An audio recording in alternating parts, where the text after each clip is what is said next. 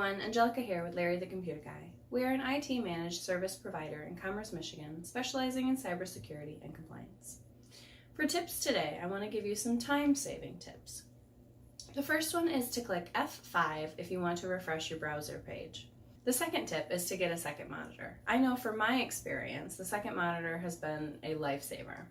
It's much easier to compare information or to enter information going from one site to another site by having both open, one on each screen.